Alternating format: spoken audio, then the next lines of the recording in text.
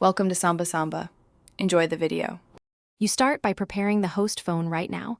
Make sure battery and data are available, then open Settings and enable Personal Hotspot. Once done, you'll see the hotspot name and password on screen. Memorize or copy them. You do this because the client phone needs those exact credentials. Also verify hotspot visibility and connection type. Wi-Fi is fastest. Bluetooth or USB are alternatives. Make sure you keep the hotspot screen open long enough to complete the next step. Now, on your phone, turn on Wi-Fi and scan the list of networks. Look for the SSID you noted from the host. Tap it and enter the hotspot password exactly, because one wrong character blocks access.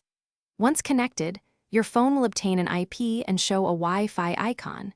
If you need more speed and both bands are available, pick 5 GHz for lower latency. Otherwise, use 2.4 GHz for better range. Keep the hotspot active while you finish setup. Finish by verifying the connection. Open a browser or app and load a page to confirm internet access. Make sure to secure the hotspot by setting a strong password and capping allowed devices to avoid unwanted use.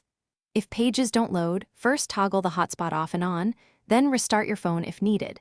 That simple step resolves most issues by refreshing IP assignments and radios. If problems persist, check mobile data limits, carrier hotspot permissions, or try a USB tether for a direct connection. Thanks for watching. Consider subscribing if we helped you.